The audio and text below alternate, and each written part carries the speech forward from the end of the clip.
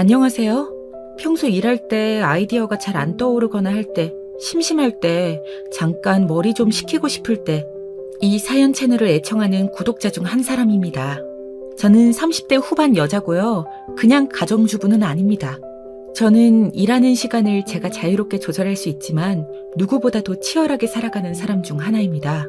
그렇다고 엄청 거창한 일을 하는 건 아니지만 누구에게 무시받을 직업은 결코 아닙니다. 제가 참고 참다가 지난주 시어머니한테 제가 하는 일의 정체를 밝힐 일이 있었는데요. 차라리 진작 말해버릴 걸 하는 생각이 들더라고요. 그동안 참아왔던 인격 모독과 저에게만 들이미는 이기적인 잣대, 무시 등을 이제는 더 이상 받아들이기가 너무 싫었습니다. 왜냐하면 시어머니는 얼마 전에 결혼한 동서와 저를 비교하면서 무시하시기 시작하셨거든요.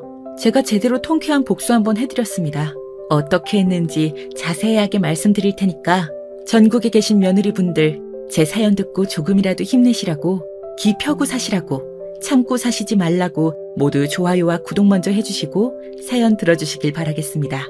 많은 분들께서 이 사연을 들으시고 대리만족하셨으면 좋겠어요. 그럼 본격적으로 제 사연에 대한 이야기를 시작하겠습니다.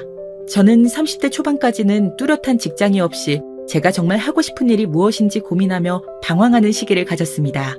남들에게 말하면 알만한 서울 최상위권 대학, 서울대, 연대, 고대 중 한 곳을 나왔고 취직이 잘 된다는 이야기에 공대를 선택해서 공대생으로 졸업을 했고 삼성, LG, 현대 중 한 곳에서 취업 전환형 인턴을 하다가 부서를 잘못 만나 비인간적인 팀 사람들을 만나 주말은 물론 평일에도 집에 자정이 다 되어 들어가는 그런 말도 안 되는 인턴 생활을 했습니다. 결국 취업 전환이 되어 취직할 수 있었지만 저는 더 그런 곳을 다닌다면 제 인생이 너무 답답하고 숨도 못 쉬며 살아갈 것 같았습니다. 대기업의 장점? 아무것도 느끼지 못하겠더라고요. 단 하나. 기대하시던 부모님께는 죄송한 마음이 들긴 하더라고요. 하지만 대기업을 다니는 것이 저를 엄청나게 큰 감옥에 가두는 일이란 생각이 저를 짓누르고 또 짓눌러서 아무것도 못하게 만들었습니다. 이런 생각들을 멈추고 싶었습니다. 벗어나고 싶었습니다. 도망을 가고 싶었습니다. 그래서 부모님께 그만두겠다고 말씀드렸습니다. 대신 그냥 이대로 제가 방에 틀어박혀서 있는 게 아니라 다른 직장을 구하겠다고 약속을 드렸죠. 제가 다니던 회사를 나온 것은 살기 위해서였습니다. 그런 곳에서 조금이라도 더 있었다가는 제가 병원 신세를 질 것만 같았거든요. 인턴 때도 이런데 취직을 해서 정직원이 되면 얼마나 더 했을까요?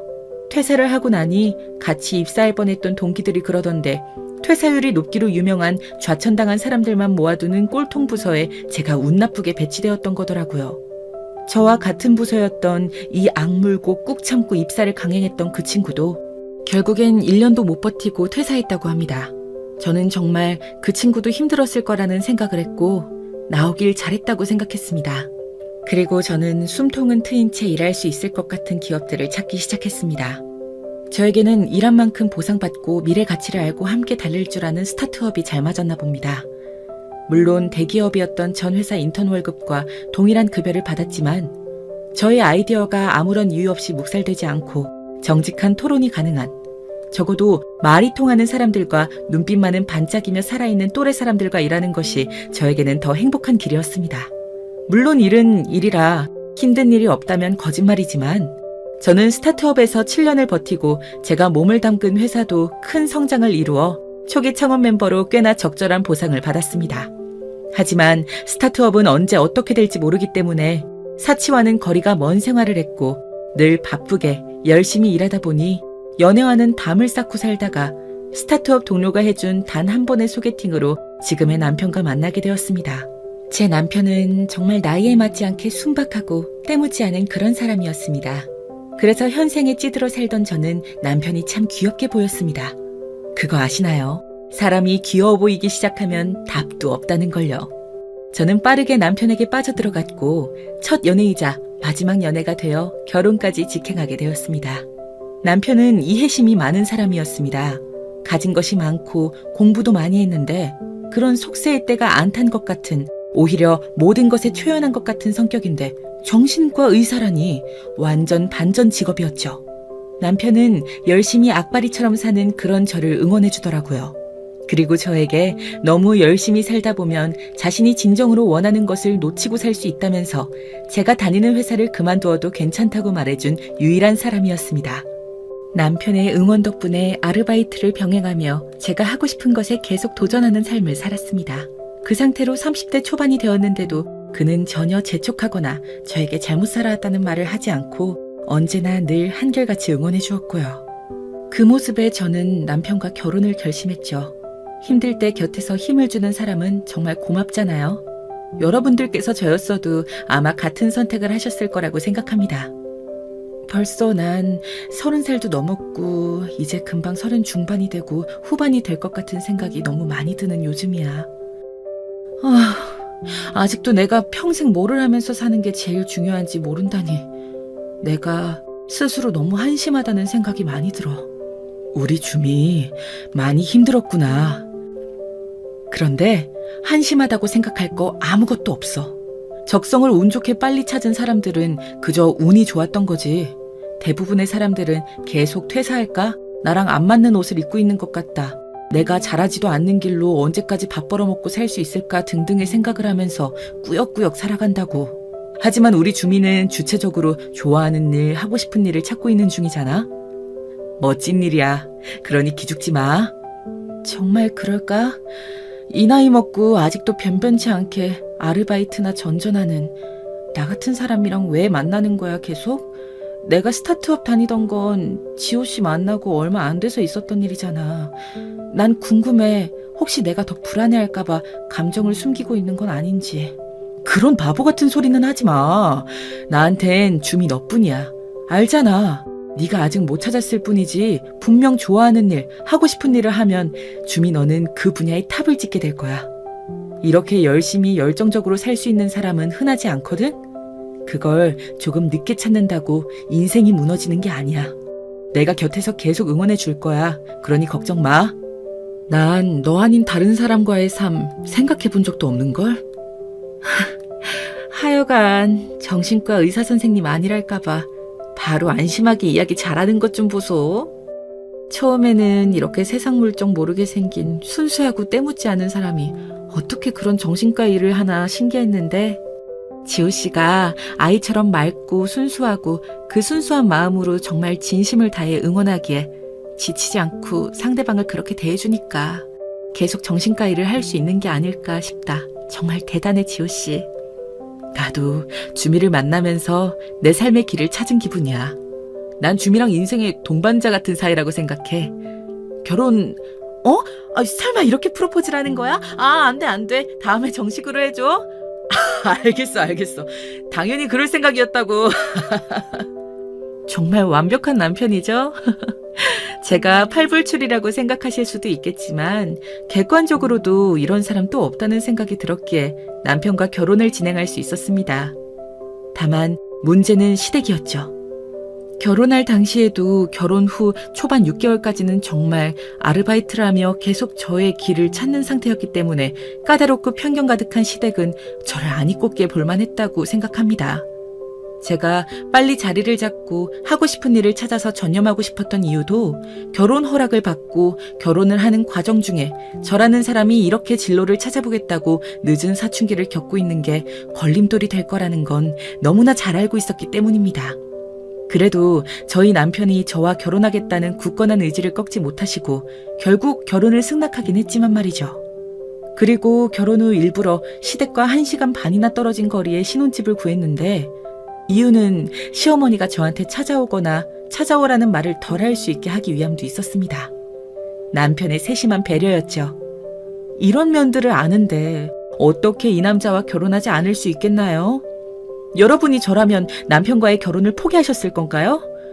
저는 남편과는 아무 문제 없이 오히려 결혼 전보다 행복한 관계를 유지할 수 있었습니다.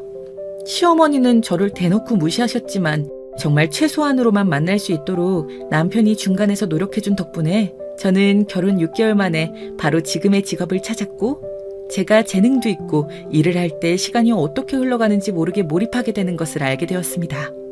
어떻게 보면 천직을 찾았다고 할 수 있었죠. 그래서 날개를 단 듯이 정말 일을 하는 시간에는 몰두하면서 첫 작품에서 대박을 터뜨렸고 남편의 지지를 더 많이, 더 행복하게, 이제 부담이나 죄책감 없이 그 응원과 지원을 온전히 받아들일 수 있게 되었습니다. 물론 시댁에는 알리지 않았습니다. 굳이 알리고 싶지는 않더라고요. 알리고도 굳이 시어머니처럼 편견 넘치는 사회의 잣대를 잘 들이미시는 분과 깊게 교류하고 싶지 않았습니다. 시어머니께서도 저를 별 볼 일 없다고 생각하셨는지 아니면 창피하다고 생각하셨는지 시어머니 친구분들이 모이는 자리나 미용실, 백화점 그런 일에 절대 먼저 부르는 법이 없으셨습니다. 오히려 편하다고 생각했어요. 저는 제가 찾은 천직 같은 그 일에 더 몰입할 수 있는 환경이 만들어지는 것이니까요. 그러다가 남편의 동생이 결혼을 하면서 일은 시작되었습니다. 한동안 잠잠하던 시어머니가 저를 찾기 시작했기 때문이죠. 동서될 사람이 그 잘난 의사였거든요. 예, 새아가, 우리 집에 복덩이가 굴러 들어왔는데 너는 따라 나서지 않고 뭐하니? 오늘 나랑 백화점 좀 같이 따라가야겠다. 11시까지 우리 집으로 시간 맞춰오고. 네? 갑자기 이렇게 전화로 시간 대뜸 오라고 하시면 어떡해요, 어머님. 백화점은 왜 가시는 건데요? 아니, 집에서 노는 백수면서 뭐 이렇게 말이 많니? 바깥에 좀 다녀야 너도 정신병 안 걸리고 건강할 거 아니니. 거기서 그러고 집안에 틀어박혀 있으면 안 답답하니? 백화점 구경이나 시켜주려고 했더니 고마운 줄도 모르고. 이래서 사람 봐가면서 잘해줘야 되는 건데. 다른 때는 잘만 혼자 가시더니 갑자기 무슨 바람이 부셔서 저한테 같이 백화점을 가시자고 하는 건지 저야말로 당황스럽죠, 어머님. 그럼 같이 갈게요. 제가 11시까지 댁으로 가겠습니다. 진짜 그렇게 나올 것이지. 너는 집에서 하는 일도 없는 애가 왜 이렇게 뜸을 들이니? 백화점 갈 거니까 추리닝 같은 후줄근한 건 안 된다. 그 정도는 말 안 해도 알겠지? 예, 압니다. 11시에 뵙겠습니다. 시어머니와의 통화나 만남은 언제든 불쾌한 여운이 강하게 남았지만 지금까지 제가 포기하지 않고 천직을 찾도록 도와준 남편을 세상에 있게 한 그런 유일한 분이시니까 마냥 미워할 수는 없겠다는 생각에 백화점을 따라 나서게 되었습니다. 동서는 이제 막 병원 일을 시작한 페이닥터로 유명한 정형외과에서 일하고 있었습니다. 당연히 바쁘겠죠. 이제야 혼자 다니는 건 외롭다고 느끼신 건지 잘은 모르지만 이번에 같이 가드린 다음 계속 백화점이든 어디든 따라다니라고 하시면 다시 일 시작했다고 딱 그 정도만 이야기할 참이었습니다. 출퇴근을 한다고 하면 이렇게 막 부르시지는 못할 테니까요. 현대백화점부터 돌게. 출발해라. 예, 어머님. 오늘 여러 군데 갈 거니까 운전 잘해야 한다. 현대 들렸다가 롯데 들렸다가 갤러리아까지 갈 거야. 저 거의 장롱 면허인데 열심히 해볼게요. 내비게이션 좀 켜고요. 잠시만요. 너는 일도 안 하는 백수인 애가 평소에 운전 연습이나 열심히 해놓지 않고 우리 지호한테 힘들게 운전까지 시키지 말고 네가 좀 운전이라도 해주면 좀 좋니? 애가 왜 이렇게 생각이 없어 생각해. 응? 저도 바빠서요, 어머님. 제가 노는 것 같아 보이시겠지만 사실 일하고 있거든요. 요즘 사실 정신이 없어요. 운전은 그리고 남편이 훨씬 잘하고요. 잘하는 사람이 잘하는 일 하는 게 가장 좋은 거잖아요. 겨우 아르바이트 고정 몇 시간 한다고 생색이 내니? 하여간 염치도 없지. 운전 못하는 건 자랑이니? 이렇게 백화점이나 미용실 갈 때 앞으로 연습한다고 생각하고 나 태워다니거라. 택시 타는 것도 우리 지호 돈으로 탈 텐데 아깝지도 않니? 아유 정말.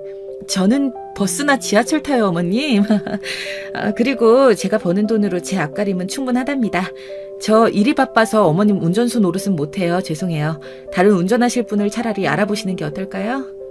아니 어떻게 한마디를 안 지려고 하니? 그래, 이래서 사람은 배우고 회사 생활을 해야 돼. 집에만 있으면 더 이러지 니가. 운전이나 똑바로 하렴. 저 출퇴근하는 일을 해요. 오늘은 회사 쉬는 날이라 다행이었지. 저 이제 아르바이트 안 하고 정식으로 일해요. 그러니까 운전은 오늘이 마지막입니다, 어머님. 운이 좋았어요. 하필 연락하셨는데 저희 회사 창립기념일이라 쉬는 날인 거 있죠? 출퇴근을 한다고? 언제부터? 지금 나 운전해주기 싫어서 이러는 거냐? 거짓말하는 거면.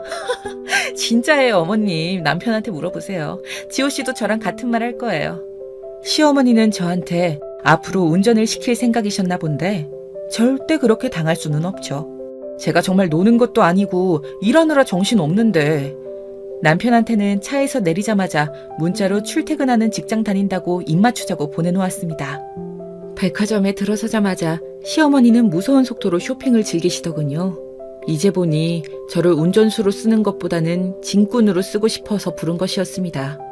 점차 쌓이는 짐들에 오랜만에 근력 운동을 하는 것 같이 잔뜩 무거운 짐을 들고 따라다니면서 다시는 안 와야지 이를 바득바득 갈았습니다. 이제는 좀 그만 사셨으면 하는 마음에 이 많은 명품을 어디에 쓰시려나 물었습니다. 어머님, 너무 손이 크신 거 아닌가요? 한 번에 이렇게 많이 사시면 어디에다 쓰시려고요? 고생하는 의사 며느리한테 이 정도 선물은 양반이지. 이제 가방만 사면 되겠구나. 옷이랑 신발은 넉넉하게 샀으니 그래도 활용 전문점으로 가방은 있어야겠지? 둘째 새아가가 어떤 가방을 들었더라. 옷이랑 신발은 최대한 비슷한 스타일로 샀는데. 동서 주려고 지금까지 이렇게 많이 사신 거예요? 게다가 명품 가방까지 사주시려고요? 저는 짐꾼이나 시키고요. 정말 너무하신 거 아닌가요? 의사 며느리하고 백날 노는 너하고 같냐? 사람도 자기 분수를 알아야 하는 거야. 의사 며느리한텐 이런 명품이 하나도 안 아깝지만 너는 집에서 노는 사람이 나와서 짐꾼이라도 해야 되는 거 아니니? 공짜 밥 먹고 공짜로 우리 지호집에서 살면서 이 정도도 못해, 어? 어머님, 지금 하신 말씀 후회하게 되실 거예요. 후회? 무슨 후회? 이걸로 주세요. 이 가방이 예쁘네. 우리 둘째 새아가가 딱 좋아하겠어? 포장에 특히 신경 써주시고요. 우리 의사 며느리 줄 거예요. 아시겠어요? 저한테 대놓고 의사 며느리인 동서와 비교질을 하시는 시어머니를 보니 이제는 도저히 참을 수가 없었습니다. 아니, 참을 이유가 없었죠. 저한테 이런 모욕을 주시면서 동서줄 명품 가방을 고르는 시어머니에게는 제대로 저에 대해 밝혀서 통쾌한 복수를 해야겠다는 생각을 했습니다. 출퇴근하는 일을 시작했다고 하지 말고 그냥 그 자리에서 바로 제가 무슨 일을 하는지 얼마를 버는지 설명드릴 걸 그랬나 봅니다. 후회가 되더라고요. 그러면 이런 말도 안 되는 쇼핑에 따라와서 운전에 짐꾼까지 하며 저의 소중한 시간을 허비하지는 않았을 테니까요. 너무나 분하고 억울하고 제 에너지와 시간이 아깝다는 생각이 강하게 들더군요. 그동안 시어머니가 저에게 무시하고 깔보면서 인격모독까지 하셨던 것들이 주마등처럼 스쳐 지나가는 순간이었습니다. 그래서 더 이상 참지 못하고 동서가 선물 받을 명품 가방을 그 자리에서 갈기갈기 찢어버렸습니다. 제가 그렇게 하는 모습을 보고는 정말 깜짝 놀라서 토끼 눈으로 이게 무슨 짓이냐며 소리 지르는 시어머니에게 제 정체가 담긴 명함을 지갑에서 꺼내어 시어머니에게 던졌습니다. 그러자 깜짝 놀라서 오줌을 지르시더라고요. 그때의 시어머니 표정을 아직도 잊을 수가 없습니다. 믿을 수 없다는 눈빛에 급격히 어두워지는 안색이란 저한테 어떻게 대해야 하나 흔들리는 눈동자를 보면서 참 사람이 간사하다는 생각이 들더라고요. 그동안 참아왔던 인격모독과 저에게만 들이미는 이기적인 잣대, 무시 등을 이제는 안 들어도 되겠지요. 진작 제대로 제가 하는 일에 대해 밝힐 걸 그랬습니다. 이게 뭐 하는 짓이냐? 가방을 찢어? 이게 얼마짜린데? 얼마인지는 알고 찢는 거야? 잘 따라오다가 짐도 내팽개치고 다짜고짜 와서 가방을... 아이고, 이래서 사람이 하는 일이 있어야 돼. 사리 분별도 못하고 이걸 감히 찢어? 너는 이거 하나 사려면 얼마나 일해야 하는지 알고 그러는 거야, 네 월급으로는 택도 없을 텐데 화가 난다고 이걸 찢다니 단단히 미친 거니? 근데 이건 뭐야? 명함? 네이버 카카오 작가. 저 이런 일이에요. 명함 보고 엄청 놀라셨네요. 오줌까지 지르실 정도라니. 맞아요. 어머님께서 매일 무슨 일 있을 때마다 검색할 때 찾는 네이버, 다음, 카카오. 거기에 올라오는 소설들 쓰고 억대 연봉 받습니다. 그동안 참았던 거 저 이제 더 이상 안 참아요. 참을 이유도 없고 그동안 자주 안 뵐 수 있었으니까 그냥 넘어가려고 했던 겁니다. 제 소중한 남편을 낳아주신 어머니시니까요. 그런데 더 이상은 안 되겠더군요. 아니 잠시만, 너 뭐라 그랬니? 억대의 연봉이라고? 의사도 아니고 그게 어떻게 가능하니? 게다가 소설을 써서 그게 가능하다고? 게다가 네이버랑 카카오라니 이 명함 진짜냐? 요즘은 세상이 달라진 지 오래라고요, 어머님. 웹소설이라고 제 이름 석자를 쓰는 게 아니라 필명을 써서 제가 말하기 전에는 다른 사람들이 저를 알아볼 수도 없고 작품 활동에만 전념하면 독자들이 읽어주는 만큼 돈을 버는 그런 직업이에요. 의사 며느리지만 저보다 못 벌 건데 제가 지호씨 연봉도 이미 가뿐하게 넘겼거든요. 지금 그 말이 사실이냐? 책임질 수 있어? 아유, 네가 뭐 아무리 많이 벌어봤자 소설 쓰는 작가인데 어떻게 의사보다 많이 번다는 거냐? 시어머니 나를 지금 그런 말로 속일 수 있다고 생각하냐? 나 참 어이가 없어서. 못 믿으시겠으면 네이버나 다음에다 검색해보세요. 웹소설 작가 억대 연봉이라고요. 제 말이 진짜인지 아닌진 이미 세상이 다 아는걸요? 믿고 싶지 않으시면 믿지 마세요. 그런데 제 명함 보고 이미 놀라신 거 아니셨나요? 아, 믿기 싫으셔서 그러시는 거죠. 제가 말씀 안 드리려다가 이제야 말씀드리는 건 더 이상 어머님께서 하시는 말도 안 되는 비교와 무시, 그런 걸 참는데 이골이 났기 때문입니다. 이젠 아시겠죠? 저한테 더는 함부로 대하지 마세요. 아니, 어떻게 이럴 수가. 정말이잖아. 오늘 제가 찢은 명품 가방은 현금으로 바로 쏴드릴 수도 있어요. 그 정도는 저한테 아무것도 아니거든요. 운전이나 하라고 하셨나요? 제가 쓰는 작품 시급으로 따지면 얼마인지 감도 안 오시죠? 택시나 타고 들어가세요. 아, 이거 짐을 다 들고 나가실 수나 있나 모르겠네. 저는 바빠서 이만. 잠시만, 세아가. 내가 미안하구나. 잘못했다. 아유, 그게 정말이면 왜 진작 말해주지 않았니? 그러면 내가 그렇게 널 무시할 일도 없었을 텐데. 대체 언제부터인 거니요? 그게 지금 중요한가요? 이걸 굳이 말하지 않은 건 어머님과 엮이고 싶지 않았기 때문이에요. 제 일하기에도 바빴거든요. 저는 정말 제가 잘하고 좋아하는 일로 돈을 버는 행운은 남편 덕분에 찾아온 거라고 생각해서 여기서 참는 겁니다. 아, 제가 작품 연재 때문에 바빠서요. 이제 가봐야겠어요. 앞으로 뭐 백화점이고 미용실이고 짐꾼이고 필요하시면 저보다 시급 낮은 의사 며느리 동서한테나 연락하세요. 시어머니는 혼이 나간 사람처럼 그 자리에 주저앉아 한참을 있으시더라고요. 그러거나 말거나 저는 다시 제 일을 하러 집으로 갔습니다. 그동안 저한테 모욕하시고 무시하신 거 다 후회하고 계실까요? 아마 더 검색해보기 바쁠 것이라고 생각합니다. 웹소설 작가로 성공하면 얼마나 벌 수 있는지, 이 업계에서 최고 대우를 받는 게 어떤 건지, 영화나 드라마 또는 웹툰화 되면 어떻게 되는지 등등 알고 깜짝 놀라실 겁니다. 웹소설 작가로 사는 게 결코 쉬운 일은 아니지만 지금의 남편이 응원해주고 계속 찾아보라고 다독여준 덕분에 저의 천부적인 재능을 발휘할 이런 천직을 찾을 수 있었습니다. 그래서 남편에겐 언제나 고마운 마음뿐이고요. 남편은 이 웹소설 작가를 시작하고 쓴 작품의 1호 팬이 되었고 이 작품이 우리를 부자로 만들어줄 것을 진작부터 알고 있었던 것 같습니다. 남편이 정신과 의사로 일하는 것도 저에게 더 풍부한 작품을 만들 수 있게 하는 좋은 원료가 되어주었지요. 남편에게 시어머니 소식을 들으니 시어머니가 왜 진작에 저의 직업에 대해, 연봉에 대해 이야기하지 않았냐며 노발대발하셨다고 하더라고요. 씩씩대며 그 명품 쇼핑한 것들을 다 환불하셨다는 이야기도 들었습니다. 기껏 힘들게 돌아다니면서 샀던 것들을 어떻게 바로 이렇게 다 환불할 마음을 먹으셨는지 정말 태세전환이 빠르신 분이라는 걸 새삼 깨달았습니다. 그러면서 제가 뭘 좋아하는지 물어보셨다고 하더라고요. 정말 웃기지 않나요? 지금 생각해도 아직 통쾌하고 속이 다 시원합니다. 저는 명품 사치하지 않고 별로 지금 제가 하는 일 말고는 빠져있는 게 없어서 저한테 선물하고 싶으셔도 선물할 게 없으실 텐데 당분간 골머리 계속 썩히실 것 같아서 제가 바라는 건 최대한 저를 찾지 않는 거라는 말만 전해달라고 남편에게 그랬습니다.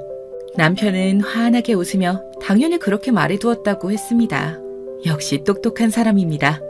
사실 남편에게 개원해 줄 수 있을 만큼 돈을 모았지만 남편은 개원보다는 부동산에 투자하고 계속 이렇게 살자고 하더라고요. 이유를 물었더니 당신이랑 같이 산 명품 옷이랑 신발 그것들 다 환불하느라 애먹으셨다네. 그걸 왜 다 환불하셨대? 아, 이제 동서보다 나한테 잘 보이는 게 나을 것 같다고 생각하신 거야? 그런 거지? 아, 정말 대단하시다, 우리 어머님. 나도 우리 엄마가 대단하신 거 아주 잘 알지. 나한테 당신이 좋아하는 거 다 말하라고 성을 내시더라고. 아예 마음이 확 바뀌셨나 봐. 진짜 진작에 말할걸. 그런데 왜 개원하기 싫다는 거야? 나 그동안 믿어준 당신한테 보답하고 싶은데 내가 지호씨 아니었음 이렇게 천직을 찾을 수 있었겠어? 미안해하지 말고 부담 갖지 말고 그냥 받아줘. 어? 난 당신이 천직을 찾아서 기쁘게 일하는 모습을 보면 너무 기뻐. 그것만으로도 이미 충분히 갚았어. 개원을 굳이 하지 않아도 되는 이유가 있어. 난 줌이 네가 글을 쓰고 싶으면 글을 쓰고 쉬고 싶으면 쉴 수 있게 해주고 싶어. 내가 개원을 하면 내가 자유로울 수가 없잖아. 자유롭게 일하는 시간을 조절하고 한 작품 끝나면 쉴 수도 있는 줌이야 나도 맞추고 싶달까? 개원을 하기보다는 그만두고 같이 쉴 땐 쉬면서 여행도 다니고 그리고 또 줌이가 다음 작품 쓸 때 나도 다른 병원에 들어가면 되는 거니까. 그렇게 기특한 생각이 있었다니. 역시 지호씨, 당신은 정말 나한테 최고의 짝꿍이라니까? 고마워, 그렇게 말해줘서. 우리 한동안 외국이나 나가 있을까? 어머님께서 계속 알아보시고 귀찮게 하실까봐 사실 좀 신경 쓰이네. 그러지 않아도 주미가 좋아하는 거 열심히 찾고 계셔. 나한테 정말 내 연봉을 뛰어넘는 게 맞는지 10번도 넘게 확인하셨고 말이야. 명품도 안 좋아한다고 그 정도 선물론 주미 마음 돌리기 힘들겠다고 했더니 시무룩하시긴 하더라고. 그래도 지호씨가 날 가만히 내버려두고 찾지 않는 게 최선이라고 이야기해줘서 다행이지. 안 그러면 계속 헛물캐시고 할 것 같아서. 하루아침에 무시하고 모욕하고 깔보던 나한테 뭘 어떻게 잘해줘야 할지 어떤 선물을 줘야 할지 고민하시는 걸 보면 참 많은 생각이 들어. 통쾌하기도 하고 약간 귀여우신 것 같기도 하고. 우리 엄마도 이번 일로 많이 놀라신 모양이야. 주미 비위 맞출 생각에 열심히 쉬어. 근데 그럴 방법이 아예 없다고 하니까 어쩔 줄 몰라 하시는 중이시긴 하지. 그동안 우리 엄마가 주미한테 너무하시긴 했어. 진작 말씀드리지 않은 걸 너무 원망하시더라. 그러지 말라고 말씀은 드렸지. 당신이 중간에서 역할 잘 해줘, 지금까지처럼. 알겠지? 난 마저 작품 쓰고 올게. 이 작품 쓰는 일이 이렇게 설레고 재밌을 수가 없어. 버는 돈에 더 신이 나는 것도 있지만 내 작품을 만드는 게 이렇게 기쁘고 즐거운 일이라니. 고마워. 다 지호씨 덕분이야. 나는 그저 주미가 가진 재능을 마음껏 펼쳐놓을 수 있도록 돗자리만 펴놓았을 뿐이야. 이 과정을 잘 풀어오고 도전한 건 주미 너 자신이지. 난 주미가 내 아내라서 내 사람이라서 정말 자랑스럽고 다행이야. 그건 나도 그러네요. 고마워 지호씨. 남편과 대화를 하면 언제나 위로와 위안을 받을 때처럼 마음이 단단해지고 활력을 얻게 됩니다. 이러니 제가 어떻게 남편을 사랑하지 않을 수 있겠어요. 저의 이런 사연들이 요즘 말로는 참교육이라고 불리더라고요. 모른다고 해서 막무가내로 무시하거나 인격모독을 하면 안 된다는 걸 이번에 뼈저리게 느끼셨겠죠, 시어머니께서. 이 사연을 보내게 된 것은 전국에 참고 사는 며느리분들 또는 남편분들 아니면 시어머니 모두에게 이 사연이 조용히 지내는 사람이라고 해서 결코 무시하면 안 된다는 것을 일깨워주지 않을까 해서 보냈습니다. 그리고 저한테 공감해 주시면서 이 통쾌하고 속 시원한 복수를 대리만족하시기를 바라는 마음이었습니다. 그리고 저도 30대 초반까지는 별다른 뚜렷한 직장 없이 제가 어떤 일을 하는 것이 가장 좋을지, 무엇을 하고 싶은 사람인지, 무슨 일을 잘할 수 있는지 전혀 모르고 진로에 대한 고민이 많은 사람이었다는 것을 잊지 말아주셨으면 좋겠습니다. 저도 끝이 없는 터널을 지나는 느낌이었습니다. 진로 고민은 진작 했어야 되는 거 아니냐며 스스로를 자책하기도 했습니다. 아무것도 하지 않고 놓아버리고 싶은 순간만 수백 번, 수천 번, 수만 번 찾아왔습니다. 하지만 모든 터널에는 끝이 있고 가장 어두운 때가 지나면 가장 밝은 해가 우리를 기다리고 있더라고요. 그래서 이 사연을 들어주신 여러분들에게 전하고 싶습니다. 지금 아직 늦었다고 생각하시나요? 그렇다면 지금이 제일 젊은 나이라고 말씀드리겠습니다. 늦은 나이라고 생각이 들어도 절대 포기하지 말고 꿈을 향해 나아가라고 전하고 싶습니다. 나이는 단지 숫자에 불과하더라고요. 저와 같은 일을 하는 웹소설 작가님들 중에는 40대에 50대에 첫 소설을 연재하신 분도 있으시거든요. 우리는 언제든지 새로운 시작을 할 수 있으며 꿈을 이루기 위해 노력할 수 있습니다. 저도 한때는 나이라는 것이 성공을 위한 장애물이 아닐까 생각했었지만 아니더라고요. 많은 사람들이 늦은 나이에도 새로운 직업을 찾고 새로운 기술을 배우며 새로운 도전을 통해 성공을 이루었습니다. 그리고 지금의 나이는 오히려 실패와 두려움이라기보다는 경험과 지혜를 의미합니다. 우리는 이미 많은 경험을 겪고 많은 것을 배웠습니다. 이러한 경험과 지혜는 우리가 우리의 꿈을 이루는 데 큰 도움이 될 것입니다. 우리의 과거의 성공과 실패, 어려움과 극복 등은 지금의 우리를 있게 했습니다. 우리의 특별한 능력과 인내심을 이끌어냈죠. 이를 새로운 도전에 활용하고 자신의 꿈을 향해 나아가는 것을 멈추지 마세요. 오히려 나이는 새로운 가능성을 찾기 위한 동기부여가 될 수도 있습니다. 삶은 계속해서 변화하고 발전하지 않습니까? 우리는 지금까지의 인생에서 어떤 꿈이든 이룰 수 있는 가능성을 가지고 있습니다. 늦은 나이에 시작한다고 해서 실패할 이유는 없는걸요. 오히려 우리는 지금까지의 크고 작은 경험들을 바탕으로 더 현명하게 선택하고 더 힘차게 나아갈 수 있습니다. 그래서 저는 여러분들에게 희망과 용기를 전하고 싶습니다. 꿈을 향해 나아가는 것은 쉽지 않을 수 있습니다. 그러나 우리가 가진 열정과 결단력을 믿습니다. 우리는 늦은 나이에도 포기하지 않고 꿈을 향해 나아갈 용기를 가지고 있거든요. 우리 안에 있는 불타오르는 열정을 살려내고 그 꿈을 이루기 위해 행동에 옮겨보자고요. 저의 사연이 여러분들에게 통쾌한 복수, 속 시원한 이야기만으로 끝나지 않고 제가 늦게라도 꿈을 찾아 제가 하고 싶은 일을 찾아 도전했더니 결국 찾았다는 그런 희망의 메시지를 전하고 싶습니다. 나이는 단지 숫자에 불과하며 포기할 이유는 없습니다. 우리는 언제나 새로운 꿈을 꿀 자격이 있으며 그 꿈을 이루기 위해 노력할 가치가 있죠. 제가 여러분들을 항상 응원하고 여러분들께서 스스로 행복한 삶을 살아가실 수 있기를 진심으로 바라고 또 바라겠습니다. 저는 남편의 제안대로 지금 연재하는 것을 마치면서 머리도 식힐 겸 남편과 한 몇 달 정도 해외에 나가 있으려고 합니다. 아직 행선지를 정하지는 않았는데 그동안 제가 달려온 만큼 남편도 머리를 식히고 쉬는 시간이 필요하다는 생각을 했거든요. 저는 물론 작품이 너무 쓰고 싶겠지만 그걸 조금 누르고 현재를 즐기는 것도 이제는 필요하다는 걸 알았습니다. 제가 웹소설 억대 연봉 작가인 것을 밝히고 난 후 속 시원한 후일담을 한 가지 더 말씀드릴까요? 시어머니와 함께 결혼 전부터 결혼 후에도 변함없이 저를 은근히 무시하고 깔보던 그 의사 동서가 소식을 듣고 쫄래쫄래 쫓아와서 귀찮게 하더라고요. 진짜냐고, 어떻게 그렇게 벌 수 있냐며 궁금하다고, 조금만 말해줄 수 없냐고 하는 겁니다. 본인은 의사로 이렇게 일하는 게 사실 싫다고요. 자기도 웹소설 보는 걸 참 좋아한다는 겁니다. 제 작품이 뭔지 꼬치꼬치게 묻는데 절대 작품은 말해주지 않았습니다. 이 업계에서는 자기 작품을 잘 밝히지도 않고 필명으로 대화하는 게 암묵적인 규칙이거든요. 그리고 알게 돼서 굳이 저의 작품을 감나무, 배나무 떠들고 다니는 것도 싫었고요.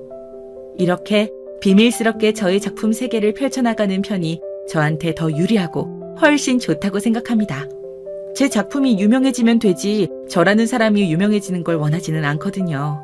특히 가족들에게는 더더욱이요. 형님, 제가 웹소설을 정말 좋아하는데요. 이렇게 주변에 웹소설 작가님이 있는지 정말 몰랐어요. 지금에야 일이 바빠서 많이 읽진 못하지만 그래서 그래요. 형님이 의사 연봉은 진작에 뛰어넘는 억대 연봉이란 말을 들어서 더욱 그 작품이 뭔지 너무 궁금해요. 네? 부탁이에요. 제발 알려주시면 안 될까요? 그렇게 무시할 땐 언제고. 이제 와서 왜 이렇게 친한 척해요? 동서 이렇게 뻔뻔한 사람인지 몰랐네. 사람 참. 형님도 그거야. 어머님께서 하도 형님을 갈구시고 그러니까 저도 어쩔 수 없이. 저는 형님한테 처음부터 뭔가가 있는 것 같았다니까요. 어머님이 그렇게 심한 말로 무시하고 하시는데도 아랑곳하지 않으시고 굉장히 단단한 분이라고 느꼈었는데 그게 다 이유가 있으셨던 거군요. 단단한 사람인 건 우리 남편 덕분이에요. 동서, 사람이 그러는 거 아니에요. 이렇게 다짜고짜 찾아와서 그동안 어머님이랑 같이나 무시하고 깔볼 땐 언제고. 혹시 기억상실증 같은 거 걸린 거예요? 아니면 양심이 없는 거예요? 동서가 웹소설을 좋아하든 말든 나랑은 아무 상관도 없고 알리고 싶지도 않아요. 내가 그렇게 한가해 보여요? 아니, 제 말은 그게 아니라 죄송해요, 형님. 형님이 웹소설 억대영봉 작가님이라고 하니까 궁금한 것도 너무 많고 사실 잘 안 믿기기도 해서 제대로 이야기를 들어보고 싶었어요. 그동안 무시하고 깔봤던 건 죄송해요. 사과는 됐어요. 어차피 직업에 따라 사람 귀천 따지고 무시하는 사람들은 쉽게 안 변하죠. 그 천성이 어디 가겠나요? 제가 웹소설 억대 연봉 작가가 아니어도 저는 동서의 형님이었잖아요. 저는 똑같은 사람인데 동서는 왜 다른 사람 대하듯 저를 대할까요? 돈을 잘 버는 직업을 가졌다고 다른 사람을 함부로 대해도 되는 건 아니에요. 의사라는 사람이 그래가지고 환자들한테 나설 자격이나 있는 건지 의심스럽네요. 그건 제가 눈이 멀었었나 봐요. 의사라는 자부심에. 어머님께서 옆에서 자꾸 치켜 세워주시니까 저도 모르게 그만. 이제 어머님 핑계밖에 될 게 없나 보네요. 그런 생각을 하고 그런 행동을 한 건 모두 동서의 선택이었어요. 동서가 그런 사람이란 증거죠. 변명의 여지가 없어요. 이제 그만 나가주세요. 저는 작품을 써야 해서요. 그러네요. 죄송해요. 작품 쓰셔야 하는데 방해 안 되게 얼른 나가드릴게요. 의사 동서는 제가 버는 돈에 대해 자격지심이 있는 게 바로 티가 나더라고요. 정말 얼마를 버는지 궁금해서라기보다는 확인하고 시험해보고 싶어하는 게 더 눈에 보였고요. 제 작품이 무엇인지, 그것으로 얼마나 성공을 한 건지 기분 좋게 이야기해줄 수도 물론 있지만 굳이 그럴 필요가 있을까요? 이미 열등감에 빠진 사람인데요. 웹소설을 좋아한다는 것도 거짓말처럼 느껴졌거든요. 그런 사람에게 제가 굳이 정보를 줄 필요는 없으니까요. 무엇을 주든 본인이 원하는 대로 믿으려고 안간힘을 쓰겠죠. 그동안 저를 깔보고 무시하고 은근히 쪽을 주던 동서가 한마디도 찍소리 못하는 것을 보고 정말 웃기더군요. 웃음을 참느라 혼났습니다. 돈이 최고라고 생각하고 직업에 귀천이 있다고 강하게 믿는 시어머니와 동서 같은 부류는 오히려 제가 하는 일을 밝히자 다루기가 수월해지다니 참 아이러니합니다. 그렇지 않나요? 여러분께서는 저라면 이 두 사람과 가까이 지내실 건가요? 옆에서 계속 속을 팍팍 긁어볼까도 생각해봤는데 저는 여러모로 이 두 사람과 함께 있으면 시간도 아깝고 에너지도 아깝고 차라리 멀리하는 게 저한테 더 좋은 선택이라고 생각했습니다. 이번 주에 드디어 연재하던 작품 하나가 마무리되었고 당분간 몇 개월 쉬겠다는 이야기를 한 상태입니다. 이제 여행 준비를 하면서 부쩍 생각이 많아져 가는데요. 이렇게 사연을 보내면서 저도 다시 한번 통쾌해지고 속 시원해질 수 있어서 기쁘더라고요. 부디 저의 사연을 많은 분들이 들어주시고 대리만족도 하시고 지금 무시하는 상대에게 복수할 날을 기약하며 꿈을 잃지 않고 끝까지 도전하시는 분들이 많아지시길 바랄 뿐입니다. 저와 남편은 몇 개월 쉬고 와서 또다시 일상에 복귀를 하겠죠. 그래서 남편이 다니던 병원을 퇴사하면서 부쩍 대화할 시간이 많아진 지금을 최대한 활용하고 즐기려고 합니다. 남편이 상담하는 사람들 이야기를 듣다 보면 정말 힘들게 자신을 괴롭히며 사는 사람이 많은 것 같습니다.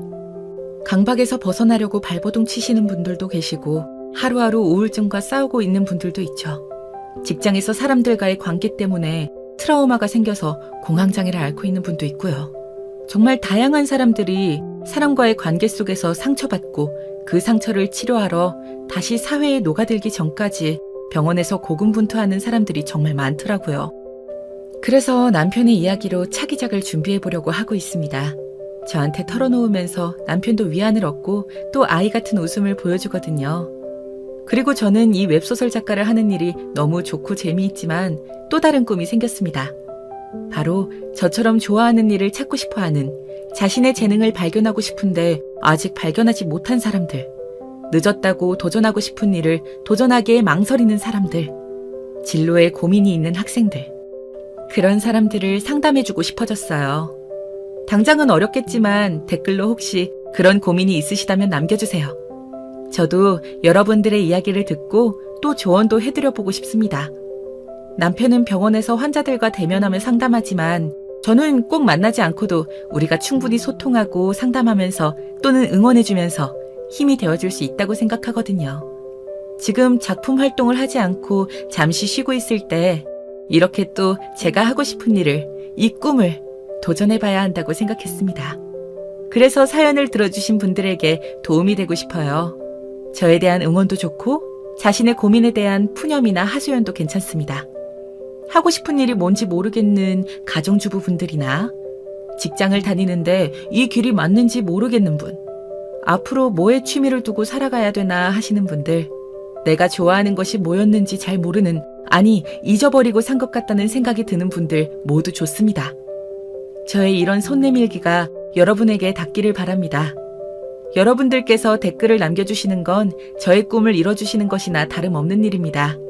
그래서 사연이 선정돼서 꼭 이 채널에서 소개되길 간절히 바라면서 사연을 썼습니다. 댓글 남겨주세요. 기다리고 있겠습니다. 저의 사연이 여러분들에게 용기가 되었거나 공감이 되었거나 통쾌하고 시원하셨다면 좋아요 한 번씩도 부탁드려요. 더 많은 사람들에게 이 사연이 알려지고 직업의 귀천을 따지는 사람을 그런 걸로 무시하고 깔보는 사람들이 그러지 않도록 경각심을 가지게 하면 좋겠습니다. 여러분 모두 도와주실 거죠? 천군만마를 얻은 듯이 든든하네요. 시어머니는 이제 저한테 가끔씩 필요한 게 있으면 언제든 연락하라고, 이제 남편이랑 결혼해줘서 고맙다는 말까지 하시더라고요. 남편이 저와 같이 여행 가는 것과 퇴사하는 것을 말했나 봅니다. 제가 개원까지 해줄 수 있다고 얘기했던 걸 아시고는 아마 저한테 더 잘해주시려고 하는 것이겠죠. 참, 사람이 이렇게 변할 수 있다는 게 신기하지 않으신가요? 나중에 시어머니를 소재로 소설을 써도 참 재미있을 것 같다는 생각이 드네요.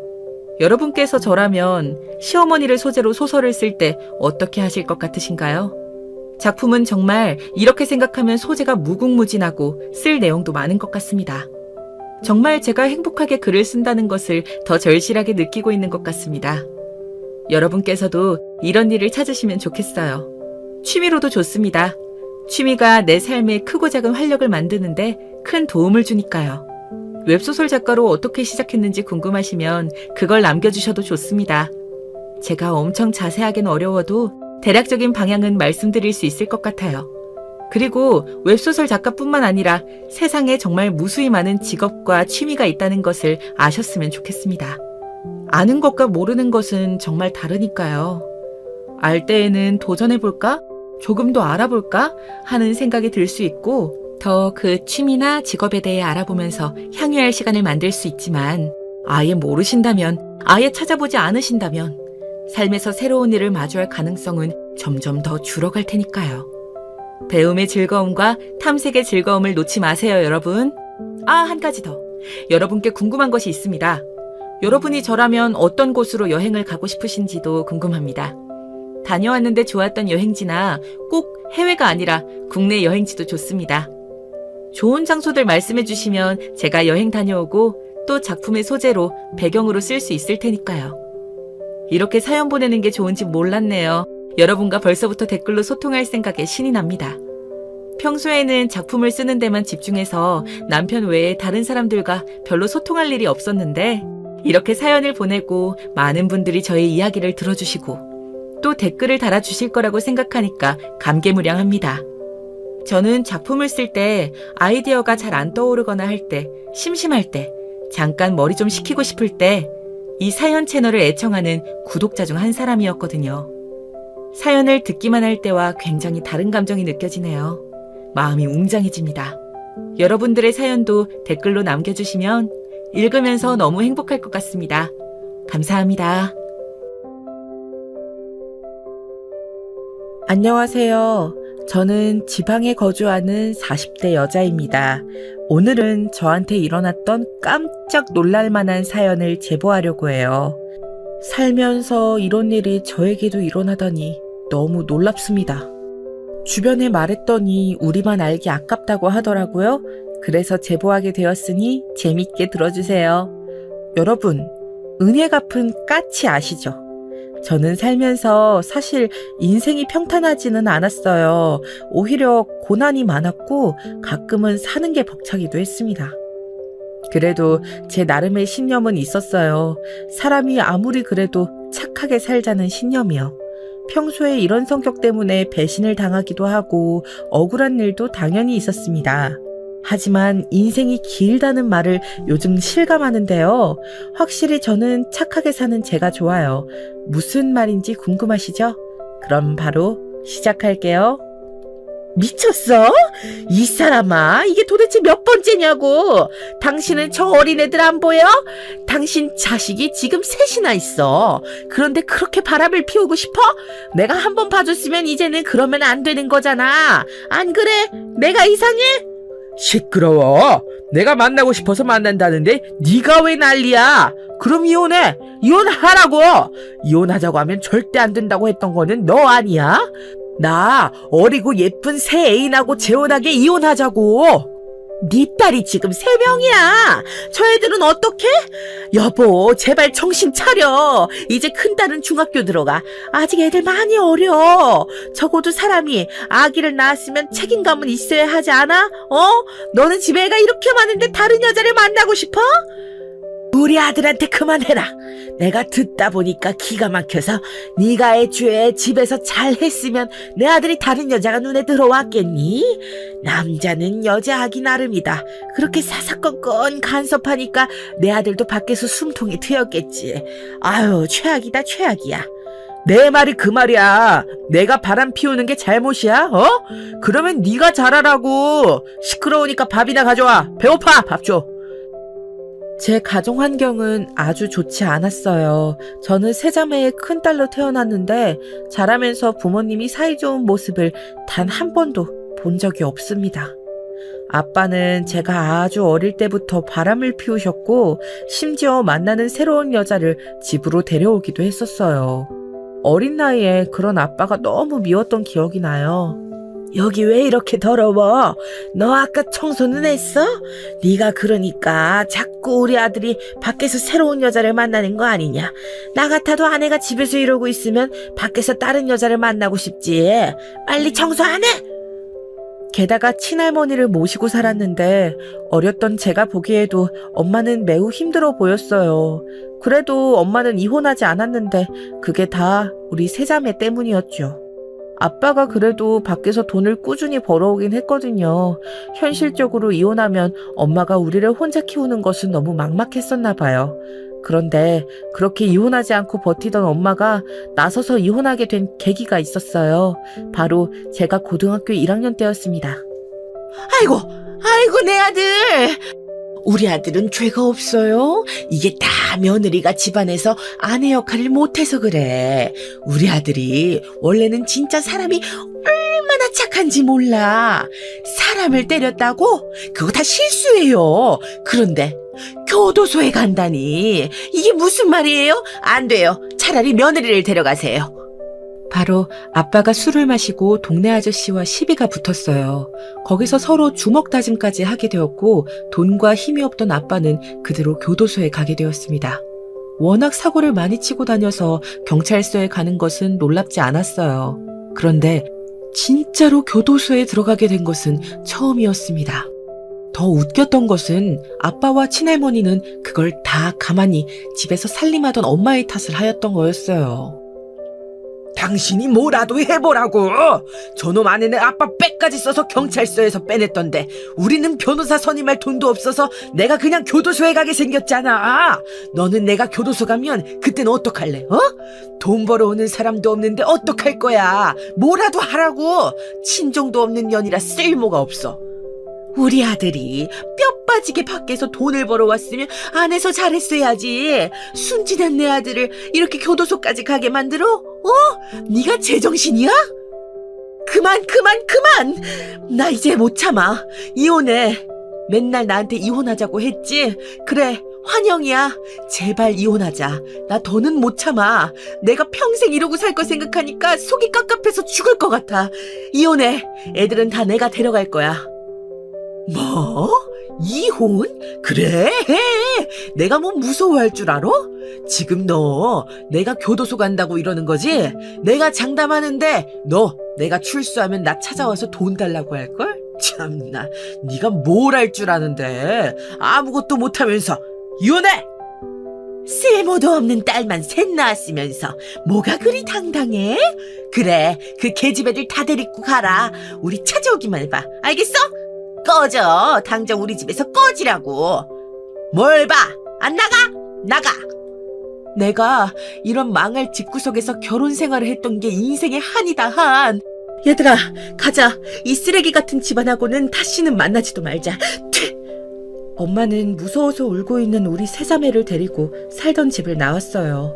그렇게 엄마와 아빠는 아빠가 교도소에 들어가며 이혼했고, 그때부터 엄마는 홀로 우리를 키우기 시작했습니다. 원래도 우리 집이 잘 사는 편은 절대 아니었는데 아무것도 없이 나온 엄마의 삶은 참 힘들었어요. 유진아, 우리 큰딸, 엄마가 항상 미안해. 오늘 공장 야간이라 지금 나가야 하거든. 내일 일어나서 동생들 등교할 수 있게 도와줘. 밥은 여기 엄마가 해놓고 갈 테니까 알아서 챙겨 먹어. 알겠지?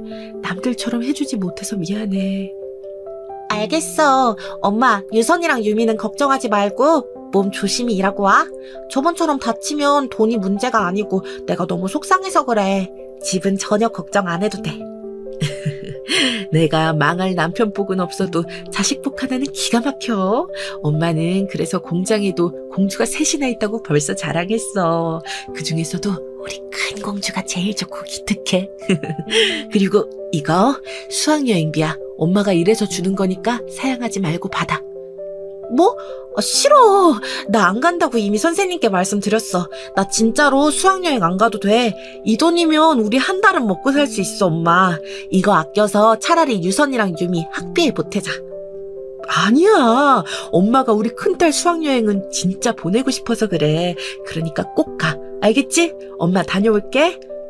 엄마와 우리 세 자매는 서로 유달리 각별한 사이였어요.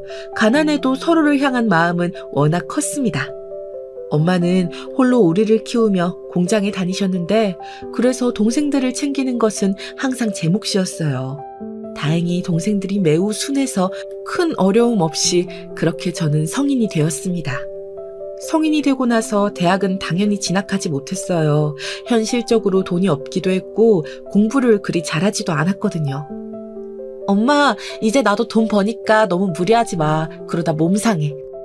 그리고 이 돈으로 유선이 대학 학비에 보태자. 다행히 셋 중에 한 명이라도 공부를 잘해서 다행이야. 그렇지? 아휴, 네가 번 돈은 네가 쓰라니까. 너 내년에 지금 만나는 애랑 결혼한다며. 그럼 그때 결혼 비용으로 써. 엄마는 자식한테 이렇게 돈 받는 거 민망해. 남자친구랑 결혼은 내가 알아서 할게. 원래 결혼은 서로 형편에 맞게 하는 거지. 그러니까 잔말 말고 엄마는 돈 받아줘. 저는 그때 당시 동네에 있던 미용실에 고등학교를 졸업하고 취직했어요. 다행히 원장님이 좋은 분이라 저를 많이 챙겨주셨습니다. 그리고 그 미용실의 단골 손님과 친해졌는데 그 단골 손님이 바로 제 첫 남자친구이자 지금의 남편이에요. 남자친구는 저보다 4살 많은 오빠였고 굉장히 웃는 모습이 예뻤습니다. 친절하고 다정한 모습에 반해서 연애를 시작하게 되었어요. 한 번도 싸우지 않고 3년의 연애 끝에 청혼을 받아 결혼 준비를 하기 시작했습니다. 오빠도 그런 아픈 사정이 있는 줄은 몰랐어. 내가 아버지가 바람도 피우고 사고를 너무 많이 쳐서 교도소에 갔다고 했잖아. 나는 이런 사정을 알면 오빠가 나를 떠날 거라 생각했어. 그런데 오빠도 비슷한 환경에서 자랐다니까 반가워. 우리 아버지도 진짜 문제 많았어. 그래서 나는 오히려 결혼해서 정상적인 가정을 가지고 싶더라. 그리고 유진이 네가 세자매고 나는 삼남매고 우리는 둘 다 첫째잖아. 이것조차 나는 운명이라고 생각해. 우리 결혼해서 진짜 행복하게 살자. 알고 봤더니 남친과 저는 공통점이 매우 많았어요. 둘 다 동생이 2명이었고 홀어머니 밑에서 자랐습니다. 그래서 더 급속도로 사이가 가까워질 수 있었어요. 저는 사실 아직도 제가 시댁에 처음 인사 갔던 날이 기억나요. 우리 아들하고 결혼해줘서 고마워요. 이렇게 예쁜 아가씨가 내 며느리가 된다니 너무 황송해서 웃음이 자꾸 나와요. 내가 다른 건 몰라도 남의 집 귀한 딸을 고생시키지는 않을 거예요. 우리 잘 살아봐요. 시어머니의 첫인상은 매우 곱고 차분하다는 거였어요. 저런 분이 아들을 셋이나 키운 게 신기했습니다. 너무 참하고 다정한 시어머니는 말을 참 예쁘게 하는 재주가 있으셨어요. 남편에게 듣기로는 원래 천성이 다정한 분이라고 했죠. 남편의 성격은 바로 시어머니를 닮았더라고요. 사실 양가가 둘 다 형편이 좋지 않아 걱정이 매우 많았어요. 남편과 제가 둘 다 일하고 있어도 현실적으로 각자 집에 반드시 용돈을 줘야 하는 상황이었거든요. 동생이 둘이나 있으니 어쩔 수 없었어요. 일단 우리 집에서 신혼을 시작하고 나중에 아기를 낳으면 그때 독립하는 게 좋겠다. 다만 우리 새아가가 나랑 시동생들하고 사는 게 많이 힘들 텐데 그게 미안하네. 내가 거슬리지 않도록 노력 많이 할게. 집을 사주지 못해서 미안하다. 에이, 어머님, 괜찮아요. 각자 형편에 따라 사는 건데 집을 못 해주시면 어때요? 저는 아무 상관없어요. 돈을 모을 수 있을 때 모아야죠. 그러니 걱정하지 마세요. 형편이 어려워서 시댁의 합가에서 신혼생활을 시작하는 것으로 미리 정하고 결혼식 날짜를 잡게 되었어요. 상견례도 무사히 마쳤고 서로 예단이니 예물이니 쓸데없는 절차는 생략하자고 합의했죠. 내가 시집살이를 워낙 심하게 당해서 얼마나 걱정했는지 몰라. 그런데 우리 큰딸 시어머니가 너무 좋으신 분 같아. 인상 자체가 선하고 고우셔. 저런 집에 시집 간다고 하니까 드디어 마음이 놓여, 유진아. 결혼 잘하는 것 같다. 엄마가 워낙 시댁공포증이 심해서 걱정을 많이 했는데 다행이야. 내가 우리 시어머니 좋다고 했지? 나도 엄마가 할머니한테 어떻게 당했는지 아니까 시집살이가 걱정이었어. 그런데 너무 좋은 분이라 결혼에 관해 확신이 생긴 거야. 엄마가 마음이 놓인다니까 내가 다행이다. 친정엄마도 나서서 좋은 분이라고 하실 정도로 괜찮았어요. 이렇게 무난하게 결혼식까지 얼마 남지 않은 그때였습니다. 정말 갑자기 우리 가족에게 슬픈 일이 생겼어요. 그건 바로 엄마가 공장에서 무리하게 일하다 쓰러지게 되었답니다. 어떡해. 우리 엄마 어떡해. 엄마 눈 떠봐. 괜찮아? 의사 선생님, 우리 엄마 수술하면 목숨을 살릴 수 있어요? 제발 살려주세요. 우리 엄마 평생 고생만 한 사람이에요. 높은 곳에서 떨어지신 거라 일단 수술을 급하게 해야 해요. 진정하시고 조금만 기다려주세요. 긴 수술이 될 것 같습니다. 혹시 모르니 마음의 준비도 하고 계세요. 굳게 닫힌 수술방문을 하염없이 바라보며 저는 바닥에 쓰러졌어요. 엉엉 울며 의식을 잃은 엄마의 수술을 기다렸습니다. 그때가 결혼식이 단 2주밖에 남지 않았을 때였죠. 유진아, 새아가 괜찮니?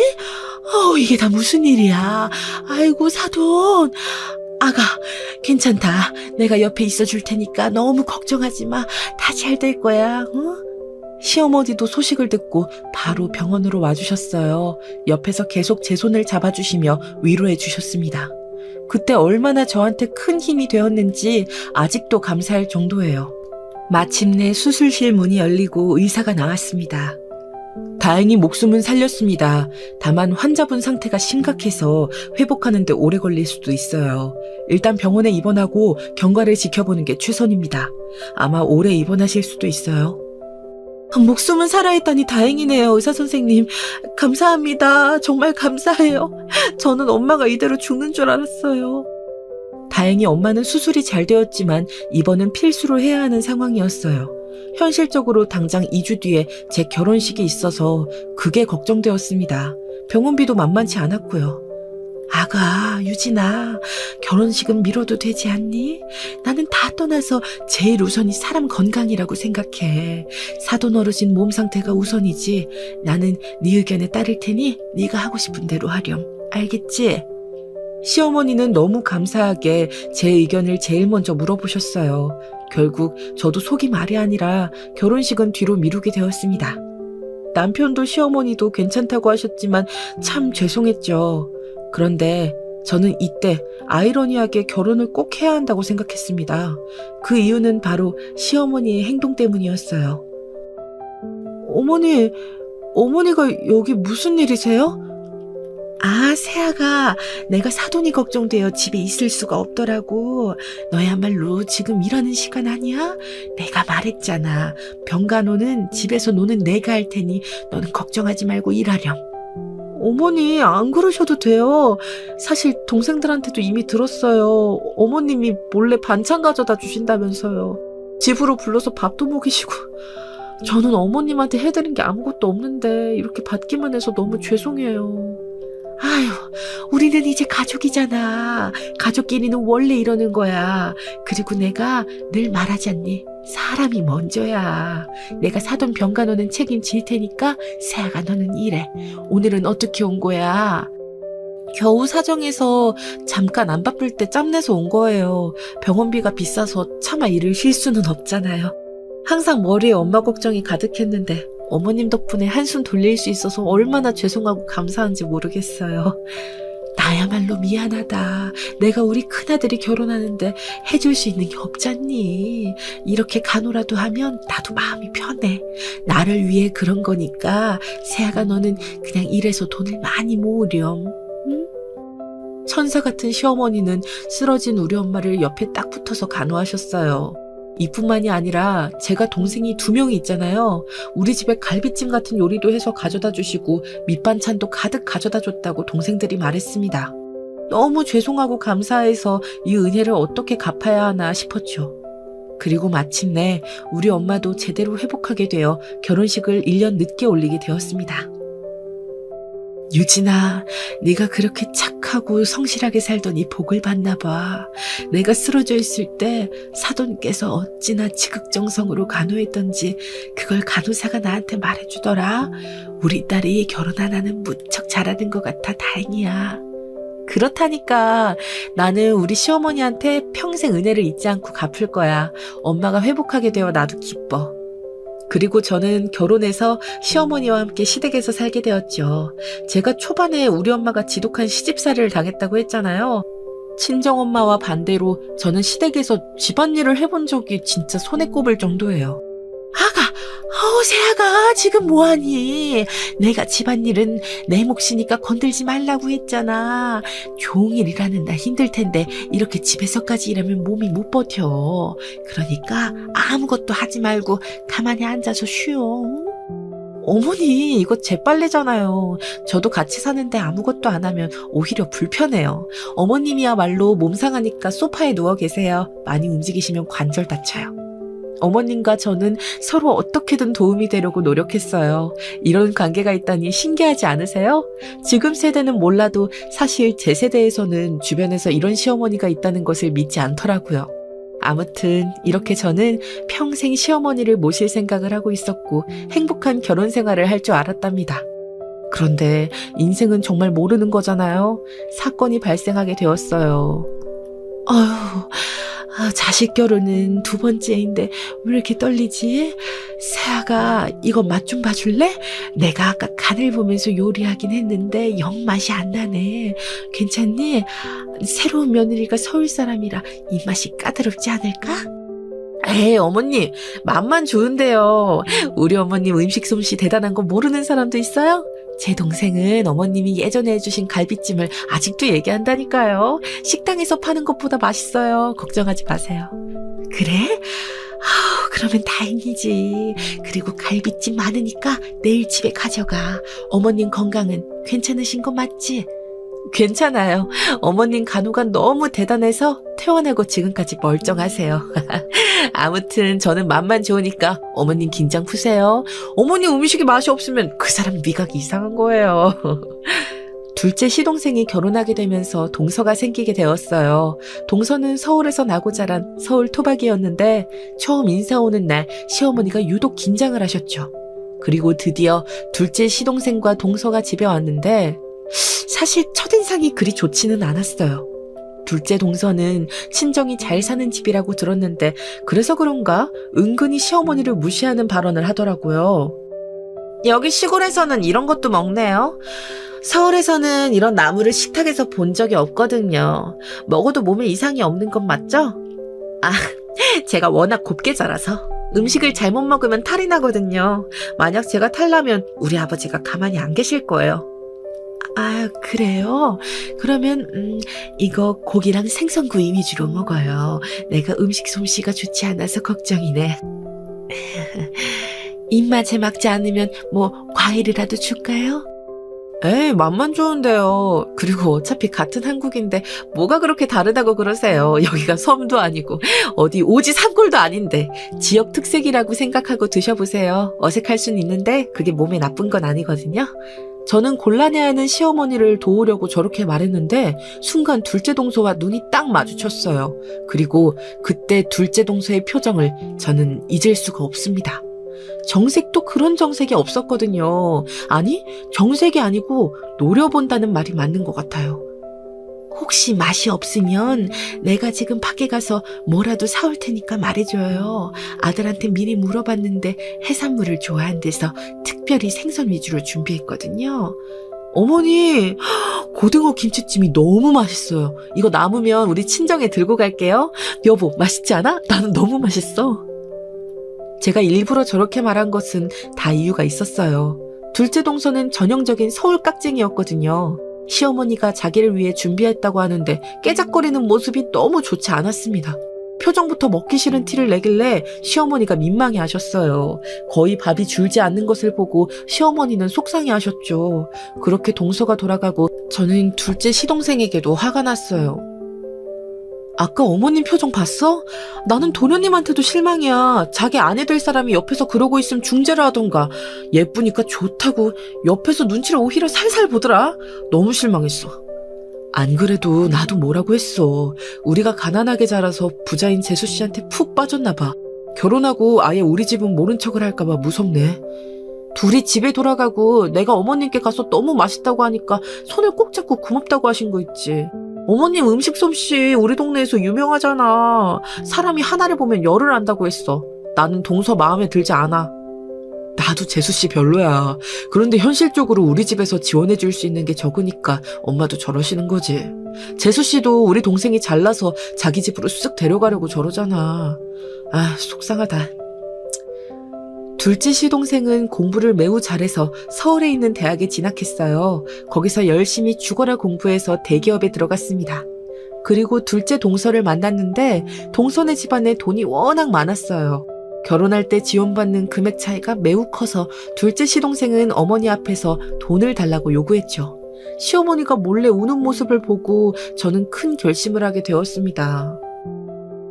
어머니, 이거 제가 모은 적금 통장이에요.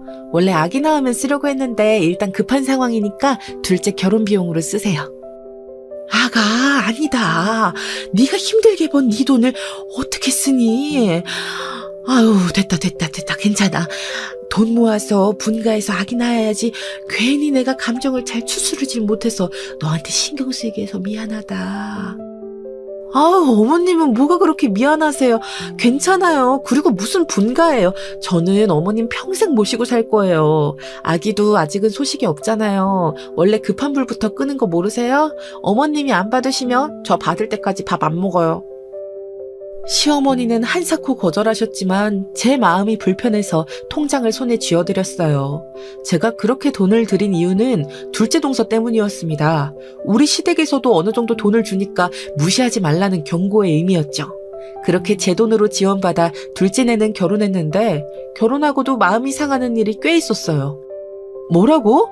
그럼 이번 명절에도 둘째 동서는 자기 집 가족들하고 여행 간대? 그럼 1년에 도대체 얼굴 볼 수 있는 기회가 몇 번이야? 서방님도 처갓 사람들하고는 여행 가면서 왜 시댁엔 안 내려와? 동생한테 들으니까 그쪽 집에서 돈을 다 낸대. 딱 봐도 지금 재숙 씨한테 잡혀 살더라. 엄마도 속상해 하셨어. 돈 없는 게 죄다. 둘째네 부부는 결혼하고 처가 식구들하고는 그렇게 여행을 다녔는데 시댁에는 내려오질 않았어요. 어머님이 서운해하셔서 제가 더 잘하려고 노력했습니다. 이런 상황에서 엎친 데 덮친 격으로 사건이 또 발생했어요. 얌전한 고양이가 부뚜막에 먼저 오라간다더니 이게 무슨 일이니? 세상에, 이걸 어찌해. 새아가 큰일이다. 지금 막내가 결혼하겠대. 그것도 속도 위반으로. 셋째 며느리 될 사람이 임신했는데 그것도 7개월이란다. 어떡하니? 게다가 집에서 내놓은 자식이라 지원도 없대. 네? 그러면 어떡해요? 아니, 막내 도련님은 그렇게 조용하더니 혼자 이런 사고를 쳐요? 막내 도련님 게다가 군대도 안 갔잖아요. 그럼 어떡해요? 내 말이 그 말이다. 곧 군대 가야 하는데 아기랑 자기 마누라는 어떡하라는 거야. 게다가 막내 며느리는 갓 성인이래. 내가 미치겠다. 이걸 어쩌니. 이렇게 대책 없이 아기를 가지면 어떡한데요? 여보, 이걸 어떡해? 일단 그럼 갈 곳이 없으니까 우리랑 같이 살아야 해? 그렇게 조용하던 막내 도련님이 기어코 사고를 치게 되었어요. 갓 성인이 된 막내 동서는 딱 봐도 앳된 인상이었습니다. 고등학교를 자퇴했다고 들었는데 너무 딱 봐도 양아치였죠. 둘째 동서는 깍쟁이에 막내 동서는 양아치. 내가 미치겠어. 우리 시어머니 힘들게 살았는데 왜 이런 시련이 있는 거야? 그래서 지금 당장 내일부터 막내 동서가 시댁에 들어온대. 더 웃긴 건 뭔지 알아? 막내 도련님은 다음 달에 군대에 간다는 거야. 기가 막힌다. 사돈속이 말이 아니겠어. 네가 옆에서 잘 도와드려. 임신도 거의 아기를 낳을 때가 되어야 알리다니 보통 영악한 게 아니네. 막내 동서는 만삭인 상태로 우리 시댁에서 같이 살게 되었어요. 고등학교도 자퇴하고 가출해서 동네를 돌아다니다가 막내 도련님을 만났다고 하더라고요. 그래서 그런가 기본 예의 자체가 없었습니다. 어머님, 저 배고파요. 라면 끓여주세요. 그리고 어제 보니까 아이스크림 딸기 맛이던데. 저는 초코 맛이 좋거든요. 오늘부터는 초코 맛으로 사다 주세요. 아, 배고프다. 빨리 끓여주세요. 어머니, 제가 할 테니까 앉아 계세요. 무릎도 안 좋으시면서 자꾸 그렇게 움직이면 더 안 좋아져요. 아까도 보니까 계속 바닥 쓸고 닦으시던데 무리하지 마세요. 형님이 끓이시려고요? 그럼 저 계란도 넣고 파도 넣어주세요. 그냥 먹으면 밍밍해서 맛이 잘 안 나요. 좀 매콤하게 물량도 적게 해서 끓여주세요. 저는 속이 부글부글 끓었지만 그저 고개를 끄덕였어요.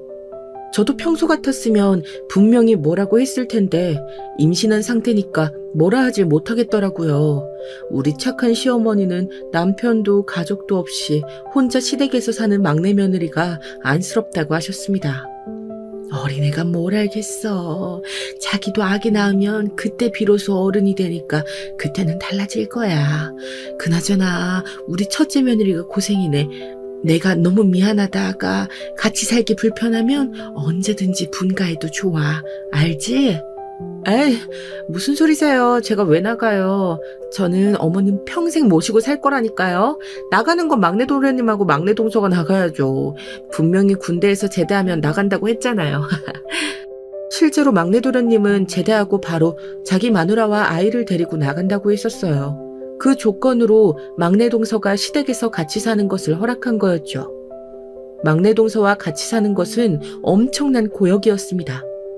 임신했을 때도 동서의 편의를 봐주느라 힘들었는데 진짜는 출산 후였어요. 어머님, 형님, 저 피곤해서 아이 못 안아요. 대신 분유 먹여주시고 트림도 시켜주세요. 아, 저는 출산하니까 몸이 말이 아니네요. 원래 이렇게 힘든가? 아. 막내 동서는 출산하고 말 그대로 손 하나 까딱하지 않았어요. 마치 어머님과 제가 동서의 하녀가 된 기분이었죠. 그래도 아기를 낳은 사람이니 제가 참자 생각하며 수발을 들었습니다. 그렇게 막내 동서의 아기가 자라면서 저도 드디어 좋은 소식이 들려왔어요. 어머, 유진아, 임신했니? 너무 축하한다, 세상에. 그렇게 원하던 아기가 드디어 생겼구나. 갑자기 손주가 많이 생겨서 기분이 좋아. 오랫동안 아이가 생기지 않아 남편하고 고민이 많았는데 다행히 아기가 생겼어요. 시험관을 해야 하나 걱정했는데 자연 임신으로 생겨서 다행이었죠. 문제는 제가 임신했더니 막내 동서의 오지랖이 장난 아니었다는 거예요. 형님, 그렇게 하면 아이 배 안에서 안 자라요. 자세 똑바로 하세요. 그리고 그렇게 과자 많이 먹으면 아기 태어나서 피부 문제 생겨요. 식단 관리는 필수인 거 모르세요? 제가 임신 선배라서 충고해드리는 거예요. 이런 거 어디 가서 못 듣는 귀한 정보잖아요. 동서, 나도 알아. 그리고 과자도 나 많이 안 먹어. 동서가 임신했을 때 오히려 나보다 더 많이 먹었던 것 같은데. 내가 알아서 할게. 신경 써준 건 고마워. 저는 형님이 생각해서 그런 건데 왜 그렇게 꼬아서 들으세요? 마음을 굳게 먹어야 아이도 잘 나오는 거예요. 저 보세요.